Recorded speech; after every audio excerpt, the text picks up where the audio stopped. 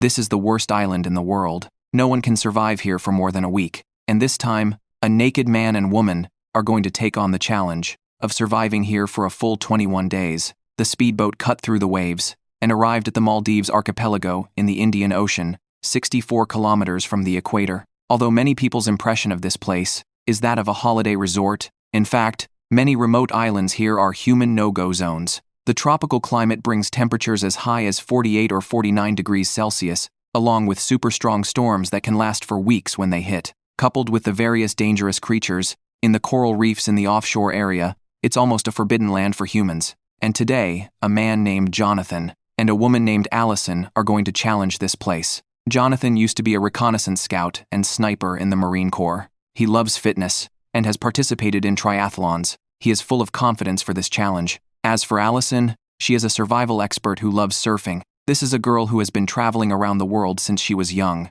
and has almost visited all countries. This challenge is also a quite novel survival adventure for her, and the speedboat, carrying the two who were both apprehensive and expectant, has slowly approached the destination. However, looking at the blazing sun in the sky, Jonathan suddenly started to have a bad feeling. The humidity here was high, and with the direct sunlight, humans could easily get sunburned in this situation, and what Jonathan least wanted was for his private parts to get sunburned. On the other side, the surfing girl could accept this kind of environment. It was just a bit hot, that's all. The speedboat had stopped. The two took off their clothes, jumped onto this shallow beach, and walked towards the island. The two met on the beach. After polite greetings and self-introductions, they went to the grass by the shore and found their initial gear. Jonathan had brought a military hand axe, a rather practical item, while Allison had brought flint. By the third episode, finally someone had brought fire-starting tools. It wasn't easy. After confirming their initial gear and portable cameras, they saw a map.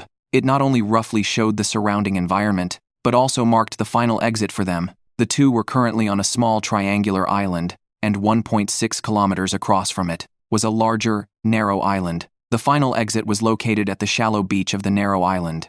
After studying it, whether considering the supplies or the location of the exit, they should now go to the other island first, to set up camp. However, the turbulent ocean current, that was 1.6 kilometers long between the two islands, made Allison a bit troubled. Moreover, there were many sharks in this place, but there was no other way. Staying on this small island would even make survival a difficult problem for them. So on the first day of the challenge, the two adjusted their states and plunged into the sea. Although they said it was difficult, in fact, 1.6 kilometers wasn't much of a challenge for them. They were just afraid of consuming too much physical strength at the beginning. After a long time in the water, the two successfully arrived at the larger, narrow island. Of course, before the challenge began, the professional institution still scored the two based on experience, skills, and psychology. Jonathan got 6.9 points, while Allison got 8 points. No wonder this girl, who had been running around the world since she was young, got an 8 at the start. It was simply incredibly strong.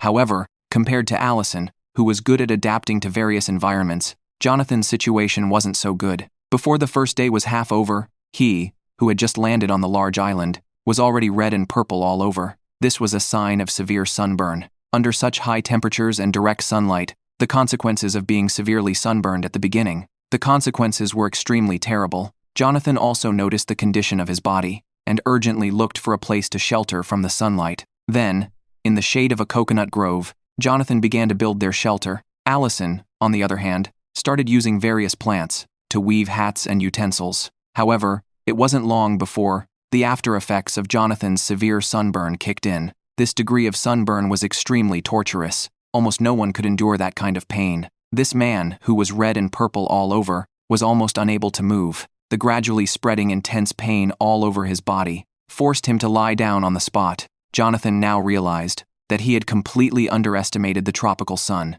even to the point that in this situation of being severely sunburned all over, he had started to consider withdrawing. This left Allison at a loss. Now she was not only responsible for all the work of building the campsite, but also constantly using the surrounding plants to weave useful things without a break. But if her teammate withdrew, then she would have to live alone on this island for 21 days. Surviving alone in such a desperate place, without the companionship of a teammate, one's mind could easily collapse. So Allison, who had been busy for 2 days, was almost at her breaking point. On the second night, this girl, wiping away tears, told her grievances to the portable camera. Although Jonathan had done almost nothing these 2 days, she didn't mind that. What she feared most was that Jonathan couldn't bear it and withdrew directly. In that case, just thinking about being the only one left on this island from then on, Allison was almost on the verge of collapse. Time came to the 3rd day. Jonathan's sunburn was still severe, but Allison didn't give up. She found a kind of white berry,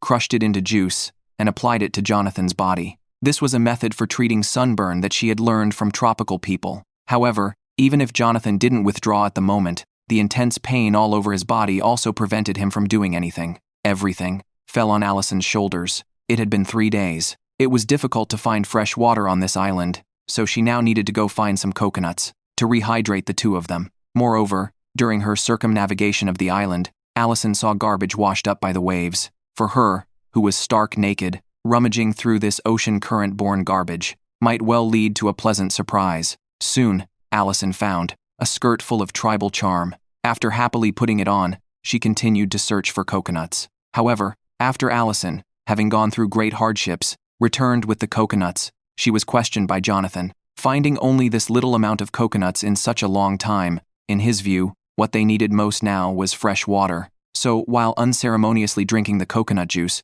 he blamed Allison for being totally unreliable. This made Allison extremely aggrieved. Since Jonathan had collapsed from severe sunburn, Allison had been shouldering everything, building their shelter, gathering all kinds of useful things, running around to find coconuts.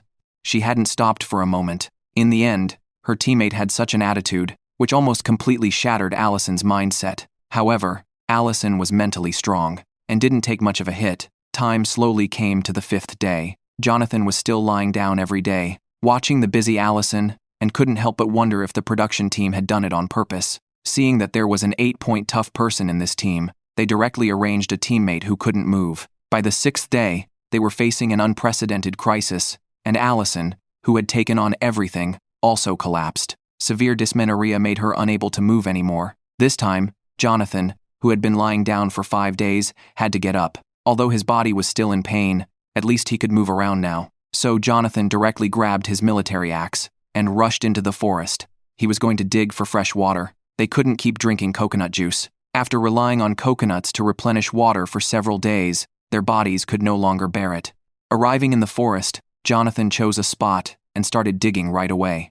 Finding fresh water was a matter of great urgency for them, but after a whole day of busy work, he had no success. On the 7th day, Allison was still being tortured by dysmenorrhea, and the only one who could move was Jonathan. However, even though he had dug a deep pit big enough to hold a person, he still hadn't seen any sign of fresh water, but they now had no way out. If they couldn't dig up fresh water, they would really be in a desperate situation. But just in the evening of the 7th day, water finally seeped out from the deep pit Jonathan had dug. It wasn't seawater, but life-saving fresh water. After they filled the plastic bottles they had scavenged with the water, Allison started to worry. Could this kind of water really be drunk? The water in the bottles was pure white, like a bottle of milk. However, Jonathan couldn't care less. He was about to be dehydrated. He directly grabbed the bottle and started drinking, but Allison still cautiously believed that one shouldn't drink strange water from the wild randomly. On the 9th day, Allison, having recovered a bit, even found Jonathan a pair of underwear. But an embarrassing thing also happened that day.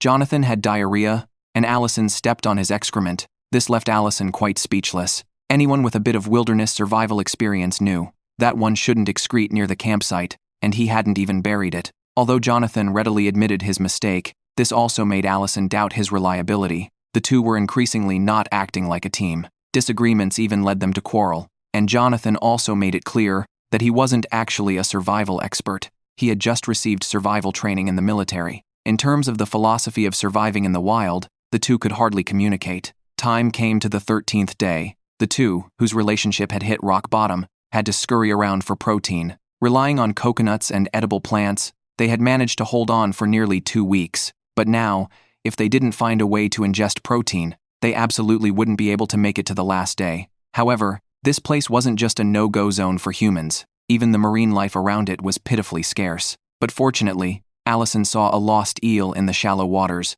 Although this highly aggressive creature was dangerous, given the current situation, she had no time to be afraid. So, Allison stepped into the shallow waters filled with sharp corals, chasing after the poor lost eel. She even took a tumble accidentally. Finally, after a frenzy of wild slashing by Allison, the eel surfaced. The two finally had their first meat meal in 2 weeks. Watching Allison cleaning the eel by the seaside, Jonathan also began to reflect on himself. Although he was a soldier, when it came to wilderness survival, Allison was, after all, a tough person with a comprehensive score of 8. So, in fact, he should listen more to Allison's opinions. After 2 days of time came to the 17th day. To prove himself, Jonathan rushed into the shallow coral reefs and successfully found a huge clam. This made both of them extremely happy. A harmonious small team gave them great motivation. But by the 19th day, the gloomy weather made them nervous. The dull sea breeze, the undulating waves, all of this indicated that a storm was approaching.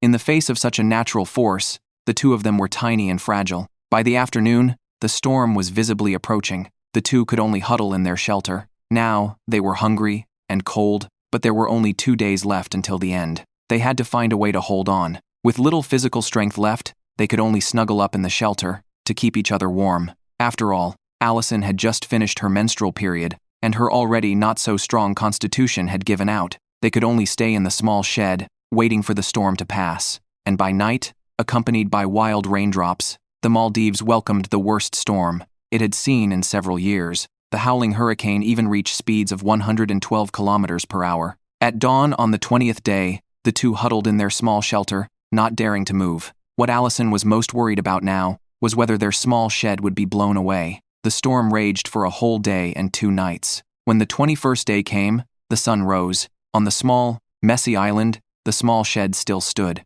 They had made it through. This storm had brought many plastic bottles. The two used these plastic bottles to make a buoy, and successfully reached the exit by the island. When the two boarded the sailboat that had come to pick them up, their hunger summer camp officially came to an end. However, over these 21 days, based on their various performances, Jonathan's comprehensive score rose from 6.9 to 7.2, while Allison's rose from 8 to 8.4. After ending their nightmare experience on this tropical island, they returned to their own lives. Only that lonely little island remembered that there had once been 2 naked people who had suffered greatly on it.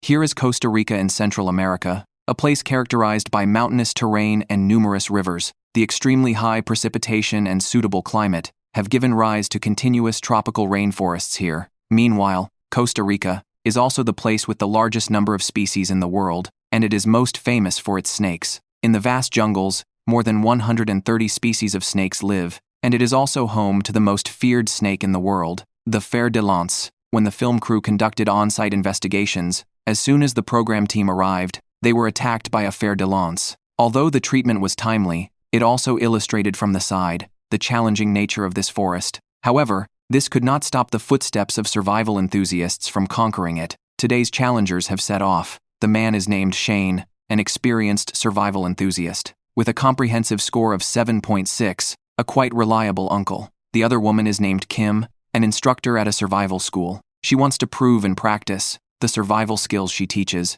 so she is quite confident about this challenge. However, her comprehensive score is only 5.8. In the last episode, there was a tough guy with an initial score of 8, and in this episode, there comes someone who is not the lowest. Could it be that the male guest in this episode is finally going to step up? The car dropped the two off beside the forest, confiscated their clothes, and then drove off with a rev of the engine. As they walked towards the meeting point, Shane expressed his concerns, not only about the jungle and snakes, but also about his teammate. This mature uncle was very worried that his teammate would be a child, because he could hardly communicate with young people under 25. On the other hand, Kim held an optimistic attitude towards her teammate. With their respective thoughts in mind, they finally met. Compared to Shane's mature and reserved demeanor, the young Kim was much more lively. Under a nearby tree, they found small bags containing their initial props. Shane brought a lighter, and Kim brought a military knife. 1 fire and 1 knife, a perfect combination. After confirming their initial props,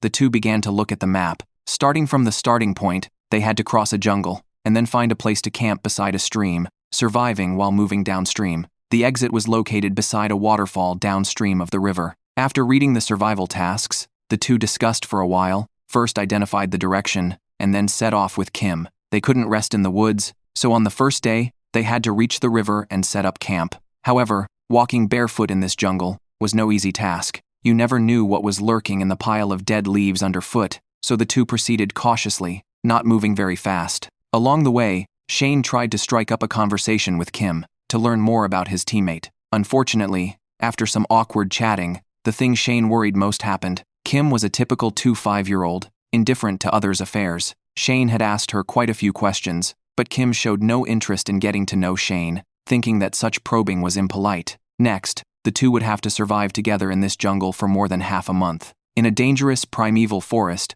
a certain understanding of one's teammate is necessary. However, in Kim's opinion, she just thought this uncle was really talkative, but unconsciously, without even realizing it herself, she had learned quite a bit about Shane, such as this man's personality, and some of his past survival experiences. The two gradually ran out of things to say, and continued walking forward in silence. However, soon a rather terrifying thing happened. A fer-de-lance nearly 1 meter long was coiled up in the pile of dead grass they had just crossed. Although they were not attacked, the feeling of stepping over death still made their scalps tingle, and made them more cautious about moving forward. In the afternoon, after walking for half a day, the two finally heard faint sounds of water, and then changed direction and searched accordingly. It was indeed the river they were looking for. The two followed the river to find a place to camp. Shane also taught the correct way to drink river water in the wild. He was truly a reliable uncle. As the sky gradually darkened, the two also found a suitable place to camp. They started to get busy,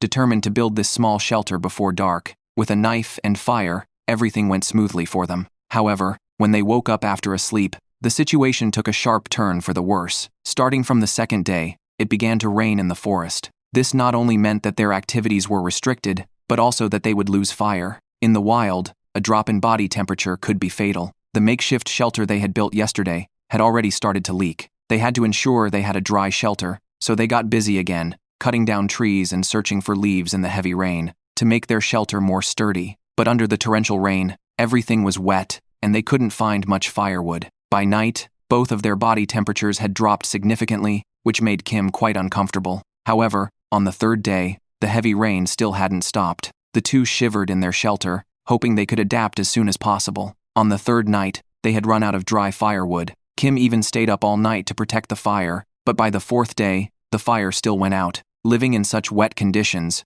was as difficult as climbing up to the sky. Fortunately, Shane had gradually adapted. He had to do something to cheer up his partner. Although he was also tired, he believed in his physical constitution. Getting drenched for 3 days at the start seemed like a warning from the forest to them. On the fifth day, it finally cleared up. After being battered by the heavy rain, they had finally held on, but they had consumed too much physical strength. Looking at the clear sky, Kim thought it was time to find some food, but Shane didn't think so. He directly gave the knife to Kim and asked her to find food, while he prepared to repair and improve the shelter. Their focuses were completely different. Shane was now thinking about how to make the shelter sturdier and warmer, while Kim was thinking about finding something to eat, because she had been hungry for 5 days. However, after wandering around the forest, although there were many animals, there were almost none that she could bring back to eat. As for Shane, while reinforcing the shelter, he was also thinking about the subsequent arrangements. Because it had just rained heavily, he could only sleep, since the ground was too wet, and it was basically impossible to hunt. Time came to the 7th day. Kim was still tirelessly carrying out her hunting plan, but she had caught anything. So Kim immediately changed her strategy and started making some traps, hoping these things could help her get some food. She even found a piece of clothing in the river, but she didn't wear it. Instead, she used the zipper of the clothing to make a fishing rod and started fishing. As for Shane, he still hadn't recovered from the impact of the storm. He was still very cold and was huddled up into a ball, which made Kim quite annoyed. She thought her teammates' lack of energy might be due to the lack of food. On the 9th day, long-term hunger had started to affect them. Under such circumstances, Shane also had to take action. He went into the forest, searching for anything edible. After some searching, he found a fer-de-lance. This was one of the most ferocious predators in this forest, and a single bite could be fatal to humans. But at this moment, with no other options due to hunger, Shane prepared to kill this fer-de-lance. Seeing the human below, seemingly preparing to attack the fer-de-lance,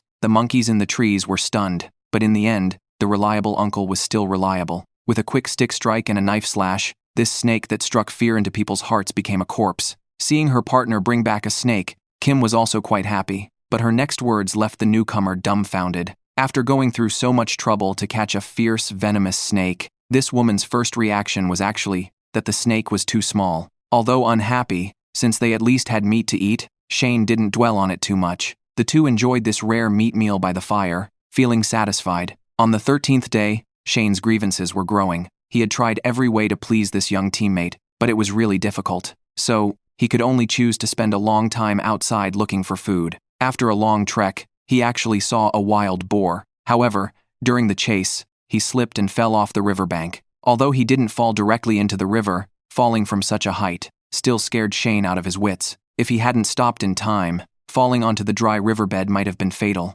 However, when a shaken Shane returned to the campsite and told Kim about this incident, this woman's first reaction was disbelief. Not only did she show no concern for her partner's injury, but she even suspected that Shane was lying, which made him quite unhappy. He sat alone in the river, sulking, then collected his emotions and returned to the campsite, expressing his unhappiness by chopping firewood. This made Kim quite scared. She knew her teammate was in a bad mood, but she didn't know why, so she also chose to go out and hide. Their relationship had reached a freezing point. But on the evening of the 14th day, something rather terrifying happened. When Kim returned to the campsite, all she saw was a towering blaze. Considering Shane was in a bad mood, Kim had left him sleeping at the campsite. That is to say, Shane was still in the shed, but at this moment, the campsite was already a sea of fire. Kim was completely unable to rush in for a rescue, and could only shout Shane's name loudly outside. Fortunately, her loud roar woke up her partner in time. Shane scrambled out of the fire,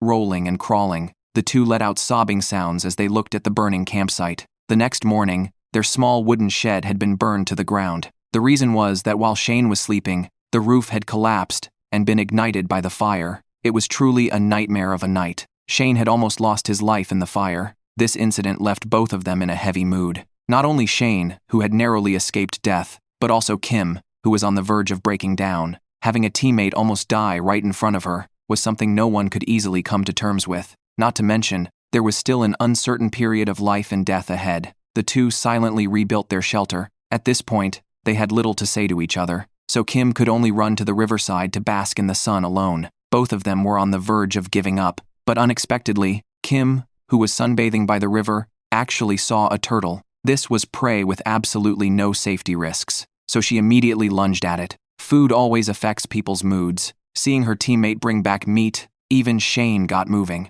Although the incident of the shed being burned down still made him extremely angry, but for the sake of the meat, Shane no longer kept a grim face. The relationship between the two finally eased up. This small team, hovering on the edge of despair, finally pulled through. But things always take unexpected turns. On the 16th day, Kim collapsed. Because of the turtle she had eaten yesterday, she started vomiting and having diarrhea. This was a sign of food poisoning. On the 17th day, Kim had already emptied her stomach. She curled up in the shed, suffering greatly. The person beside her was anxious, but there was nothing he could do. Time came to the 18th day. Kim's stomach still hurt, but she had recovered a bit, and was able to engage in some small-scale activities. So now all the responsibilities fell on Shane's shoulders. He was already exhausted. Having to support another person in this situation, Shane thought he might not be able to do it. Under this bleak atmosphere, time came to the 19th day. Kim finally recovered, which made Shane extremely happy. After all, if Kim had remained ill, he had no way of carrying a person to reach the exit several kilometers away. Even in the past 2 days, he had been forcing himself to work. Fortunately, Kim had finally recovered, so they decided to set off together the next day and start heading towards the exit. Although the distance seemed to be only a few kilometers, in fact, if they walked along the river, the distance they had to travel would be at least doubled. And if they didn't walk along the river, given their current condition, they simply couldn't cross the dangerous primeval forest. Shane had reached his limit, so he was very worried about whether he could make it to the exit smoothly. Finally, on the 20th day, the two prepared to set off. After all, if they left all the journey for the last day, neither of them could handle it. But even though they set off a day early, Shane's situation was not optimistic. Every time he lifted his leg now, it seemed to exhaust all his strength. So before they even reached the estimated distance, Shane lost his temper and refused to walk any further. The two had to find a place to rest first. Without the warm little shed to shield them from the wind and rain, they hugged their legs and got through this last night. On the last day, even though completely exhausted, with the hope in sight, Shane still mustered up his spirit and went to the waterfall with Kim. Looking at this waterfall that symbolized liberation, the two couldn't be happier. Looking at the helicopter gradually approaching in the sky, they let out a long sigh of relief in their hearts. Finally, they were going to leave this devilish jungle. Through their performance over these 21 days, Shane's comprehensive score rose to 8.4, while Kim's score soared by 2 points, reaching 7.8. The 21 terrifying days in the dense jungle had ended. They returned to their respective lives, leaving only this wild jungle behind, quietly awaiting the next challenger.